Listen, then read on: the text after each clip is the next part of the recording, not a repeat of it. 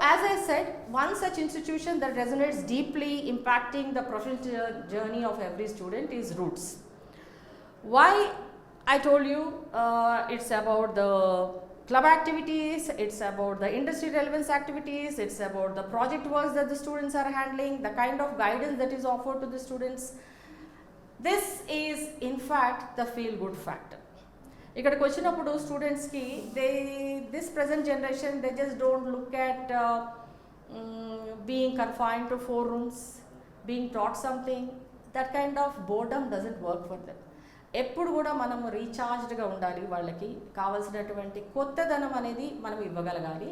అందుకని చెప్పేసి మేము ఏం చేస్తామంటే every day, in fact when ever I interact with the students, I give them lot of I discuss global issues with them.